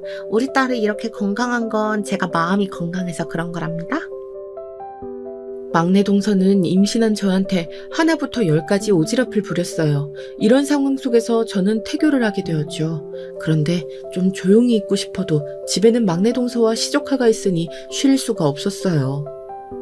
형님, 원래 임신했을 때 안 움직이면 더 안 좋은 거 아시죠? 저 친구 만나고 올 테니까 우리 아이 좀 봐주세요. 아이를 많이 봐야 나중에 더 키우기 좋잖아요? 동서 아기는 동서가 돌봐야지. 친구들 만날 때 데리고 나가. 이제 밖에 나가도 되는 개월수잖아. 나랑 어머님은 동서의 개인 베이비시터가 아니야. 뭐라고요? 형님은 같은 며느리면서 어떻게 그러세요? 안 그래도 저 되게 소외감 느껴요. 맨날 어머님은 형님하고 대화하고 저는 왕따 시키잖아요. 이러니까 제가 자꾸 밖에 나가는 거예요. 뭐? 동서가 하도 어머님을 부려먹어서 내가 어머님 신경 쓰는 거잖아. 그리고 동서 행동을 돌아봐. 내가 이상해? 나도 동서가 남편 없이 시댁에서 혼자 아이 키우는 거 힘드니까 충분히 편히 봐주고 있잖아. 동서 너무 철이 없어. 아기도 낳았는데 이제 철 들어야지. 어떻게 저한테 그런 말씀을 하실 수가 있으세요? 저는 뭐 임신하고 싶어서 임신했어요? 지금 저 친정 없다고 무시하시는 거예요? 됐어요. 저 집 나갈래요. 동서는 심지어 아기를 낳고 저랑 살짝 말다툼했던 날 가출까지 했어요. 그냥 잠깐 기분이 안 좋아서 나간 줄 알았는데 진짜 밤에 들어오질 않더라고요. 시어머니와 남편 그리고 저는 셋이 나가서 동네를 계속 돌았어요. 아가, 네 잘못이 아니야. 임신했는데 왜 나왔어? 위험하니까 집에서 편하게 있어. 내가 아들하고 같이 막내 며느리를 찾아볼게. 아직 어려서 그런가 상황 판단이 잘 되지 않나 봐. 어머니, 그럼 아기 이리 주세요. 제가 아기 데리고 들어가 있을게요. 생각해보면 시조카도 참 불쌍해요. 엄마가 자기를 이렇게 다른 사람한테 던지듯 맡기고 가출한 걸 알까요? 유진이니가 며느리로 들어왔을 때는 너무 행복했는데 지금은 왜 이러는지 모르겠다. 나는 이게 다 내 잘못 같고 그래. 아무튼 나랑 큰아들이 찾을 테니 넌 들어가 있어. 어머님이 하도 들어가라고 해서 저는 시조카를 안아 집으로 들어왔어요. 그런데 정말 웃겼던 게 뭔지 아세요? 집에 들어갔더니 막내 동서가 술에 취해서 거실 소파에 누워있더라고요. 동서! 일어나! 집에 왔으면 왔다고 얘기해야지. 이게 뭐야?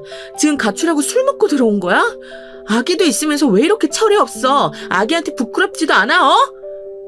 뭐? 야! 나 너 때문에 술 마신 거 아니야? 어?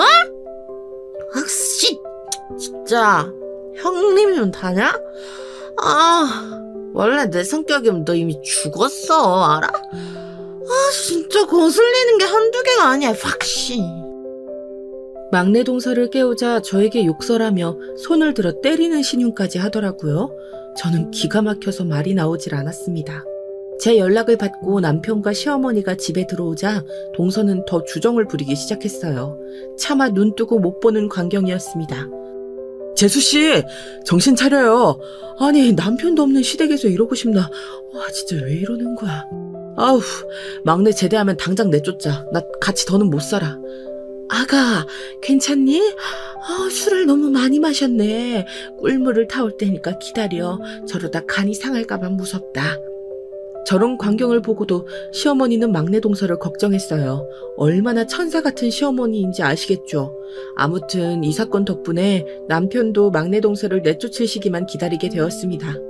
그리고 실제로 막내 도련님이 제대하자 남편이 나서서 둘을 내쫓았어요. 그랬더니 반응이 어땠는지 아세요? 우리 나가면? 아긴 어떡해요? 제가 혼자 돌보라고요? 어떻게 그렇게 매정하세요? 큰형님 아기는 어머님이 봐주시잖아요. 이렇게 차별해도 되는 거예요? 저 지금 친정 없다고 그러는 거죠. 속상하고 서운해서 눈물이 나와요. 동서, 진짜 왜 그래? 나는 아기 낳고 바로 3개월 조리 끝나고 일하잖아.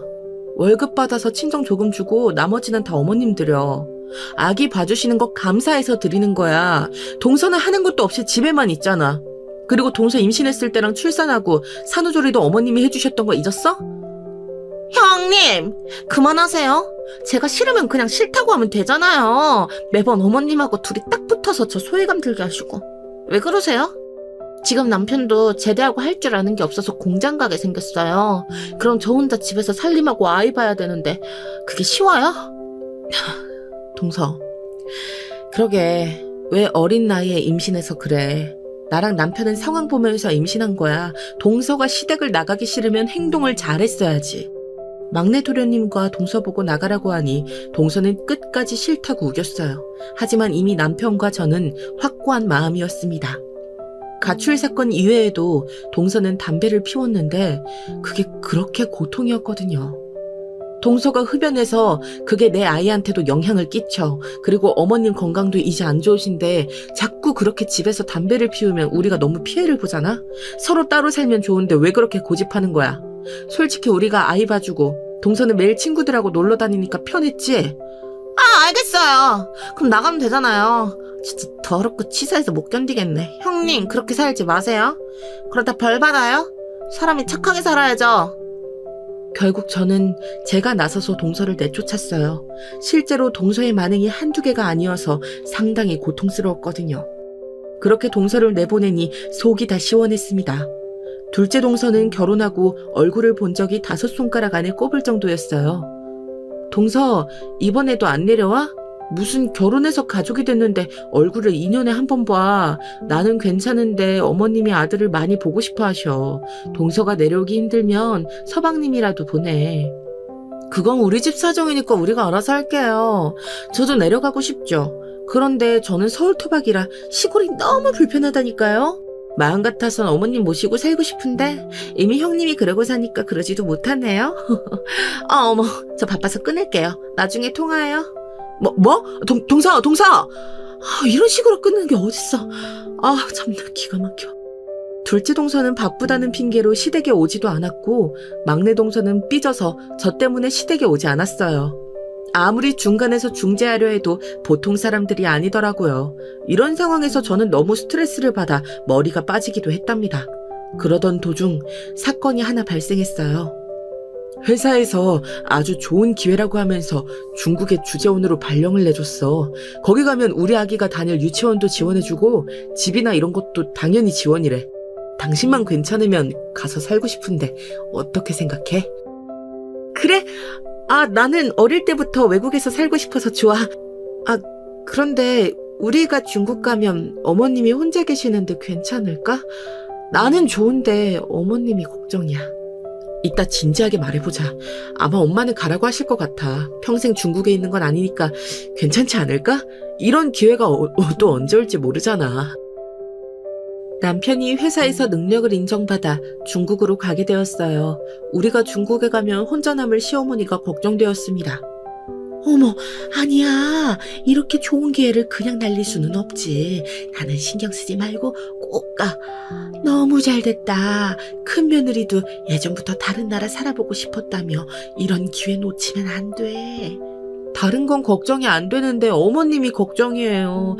혹시라도 무슨 일 생기시면 반드시 연락하세요. 아셨죠? 미국도 아니고 영국도 아니고 중국이니까 언제든 올 수 있어요. 그렇게 우리 부부는 아이를 데리고 중국으로 향했습니다. 그리고 한동안 고생을 많이 했어요. 다른 나라에서 사는 것이 꿈이었는데 말이 통하지 않으니 힘들었습니다. 그래도 현지에서 어학원도 다니고 한인들과 친해지며 차차 적응하기 시작했죠. 아이도 커서 국제학교에 입학해서 잘 다니고 있었어요. 아가, 거긴 괜찮니? 나는 잘 지내고 있단다. 음식은 입에 맞니? 내가 예전부터 늘 말하지만 사람은 건강이 최우선이야. 알지? 먹기 싫어도 야채랑 과일 꼭 챙겨 먹고 고기도 주기적으로 먹으렴. 아들은 남자니까 괜찮은데 우리 며느리랑 손녀가 걱정이다. 어머님, 저는 너무 건강해요. 오히려 중국에 와서 살도 쪘어요. 다이어트가 시급해요. 그나저나 애아빠가 일이 너무 바빠서 이번에도 한국에 못 갈 것 같아요. 대신 이번 일만 끝나면 꼭 같이 찾아뵐게요. 아셨죠? 천천히 와라. 괜히 나 신경 쓰여서 한국에 올 필요는 없어. 나는 너희가 마음이 편한 게 우선이야. 전화해줘서 고맙다. 다음에 또 연락하자. 실제로 남편의 주재원 일이 매우 바빠서 시간이 도저히 나지 않았어요. 겨우 시간을 내서 한국에 가려고 해도 어머님이 만류하시거나 나중에 오라고 하셨죠. 남편과 저도 정착하기 바쁘다는 핑계로 어머님의 얼굴을 못 보고 있었는데 사건이 발생하게 되었습니다. 이 사건이 제가 오늘 제보할 결정적인 사건이에요. 갑자기 한밤중에 둘째 시동생에게 전화가 걸려왔어요. 뭐라고? 어머니가 쓰러지셨어? 뭐? 의식불명? 당장 비행기 알아볼게. 이게 무슨 일이야? 어머니 멀쩡하시지 않았어? 아니다, 나랑 형수가 갈 테니까 기다려. 여보, 이게 무슨 말이야? 어머님이 쓰러지셨다고? 당신 바쁘면 나 혼자라도 어머님 보러 갈게. 아, 세상에, 어머님 어떡해. 의식불명이라니 어떡해. 나 지금 당장 한국 갈래. 어머님이 쓰러지셔서 병원에 입원했다는 소식을 듣고 저랑 남편은 급하게 한국을 가게 되었어요. 아무리 회사 일이 바빠도 어머니가 쓰러진 소식을 듣고 안 갈 수는 없었죠. 그렇게 병원에서 아주 오랜만에 시동생들과 동서들을 마주했습니다. 지금 환자분 깨어나실 때까지 옆에서 상주해서 간호할 분이 필수로 필요해요. 웬만하면 이럴 때는 가족분들이 계시거든요. 상의해서 한 분은 남으셔야 합니다. 의사의 말을 선두로 급기야 가족끼리 싸움이 나기 시작했습니다. 그런데 저는 동서들의 대화를 듣고 진심으로 너무 놀라서 뒤로 자빠질 뻔했어요. 난 못해. 우리는 서울 사는데 언제 지방에서 어머님이 깨어날 때까지 기다려. 저는 그럴 시간도 없고 그러고 싶지도 않아요. 어머님께 딱히 받은 게 없으니 당연히 저는 아니죠. 동서가 어머님 간호하는 게 맞지 않아? 지금도 시댁에서 같이 살잖아. 어머, 자군형님, 말씀 되게 섭섭하게 하시네요. 그럼 저는 뭐, 어머님께 받은 게 있나요? 우리가 같이 사는 것도 제가 모시는 거죠. 평소에 제가 모시는데 병간호까지 해야 해요? 잠시만. 이게 무슨 소리야? 막내 동서가 우리 어머님을 모시고 산다고? 분명 분가에서 나갔잖아. 내가 중국에 간 사이에 무슨 일이 있었던 거야? 어머, 형님은 모르셨구나. 동서가 본인이 혼자 아이 키우기 힘들다고 시댁에 무작정 들어갔어요. 이거 모르고 계셨어요? 지금도 시댁 가보시면 아실 텐데 어머님이 혼자 집안일 다 하세요. 아마 그것 때문에 쓰러지신 거 아닐까요? 형님, 제가 어머님 말동무할 때 형님은 뭐 해준 게 있어요? 저는 그래도 가끔 어머님 모시고 병원이라도 갔지. 형님은 서울에서 얼굴도 안 보러 오면서 뭐가 그렇게 당당해요? 사람이 왜 이렇게 못됐어요? 뭐? 지금 말 다 했어? 동서가 어머님 모시고 병원을 다니면 뭐해? 그렇게 집에서 혼자 집안일 다 하시고 동서 입맛에 맞춰서 요리까지 하시잖아. 당연히 노인네가 힘드니까 쓰러지지. 형님 입맛에 맞춰서 요리해도 형님은 맛없다고 안 먹잖아요. 참, 형님보단 제가 낫죠. 아무튼 몰라요. 나는 병간호 절대 못하니까 그렇게 아세요? 너무 기가 막힌 대화에 저는 할 말을 잃었어요. 둘째 서방님은 모른 척 창밖을 보고 있었고 막내 서방님은 동서 옆에서 동조하기 시작했습니다. 저는 남편을 병실 밖으로 데리고 나갔어요. 여보, 당신 주재원으로 일하는 거 대단하고 멋있어. 그런데 나 어머님이 이렇게 쓰러지신 거 보고 절대 중국으로 다시 못 가. 내가 어머님 괜찮아질 때까지 간호할게. 그러니까 당신은 우리 딸 데리고 중국에 가. 여보, 진심이야? 내가 너무 고맙고 미안해. 어차피 주재원 일 몇 개월이면 끝나는 거 알지? 내가 빨리 일 끝내고 한국 가서 당신하고 어머님 챙길게. 저는 동서들이 서로 어머님을 맞기 싫다고 소리 지르며 싸우는 것을 보기 싫었어요. 남편하고 얘기하는데도 병실 밖으로 소리가 들려 사람들이 쳐다볼 정도였습니다. 마음을 먹고 병실로 들어가 가족들이 다 보는 앞에서 말했어요. 둘 다 그만해. 어머님은 내가 간호할 거야. 진짜 사람이 그러는 거 아니야. 우리 어머님 같은 분이 어디 있다고 동서들은 그러는 거야? 내가 간호할 테니까 둘 다 나가. 됐어. 너희는 사람도 아니야. 제가 이렇게 말하자 동서들은 잘됐다는 표정으로 입을 다물었어요. 그 모습을 보고 저는 기가 찼습니다. 그런데 더 놀라운 일이 일어났어요. 바로 제가 그렇게 말하자 어머님이 눈을 뜨고 말씀하셨습니다. 내가 아까부터 들었는데 아무리 생각해도 큰며느리에게 미안하다. 사실 아까 깼는데 지금까지 참고 있었어. 내가 쓰러진 이유는 너무 놀랄만한 소식이 있어서 그랬던 거야. 돌아가신 너희 시아버지가 몰래 예전에 사놓은 땅이 있었는데 그게 지금 발견되었어. 땅의 값이 무려 30억이야. 나는 이 돈을 다 큰 며느리에게 주겠다. 지금 사는 집도 처분할 거야. 어머니, 아니, 그게 사실이에요? 세상에 30억이요? 어머, 이럴 수가 있어요? 어머, 잠시만요, 어머님. 제가 모실게요. 저 서울에서 시간 많은 거 아시죠? 우리 친정이 또 사업이 망해서 돈이 필요했는데, 그러니까 제가 간호할 테니까 돈 저한테 다 주시면 안 될까요? 어머님, 제가 어머님 모시고 사는 거 아시죠? 저한테 이러시면 안 되는 거죠, 어머님. 내가 그동안 우리 첫째 며느리한테 항상 미안했는데 이렇게 갚게 되어 너무 기쁘구나. 나머지 며느리들은 볼 일 없다.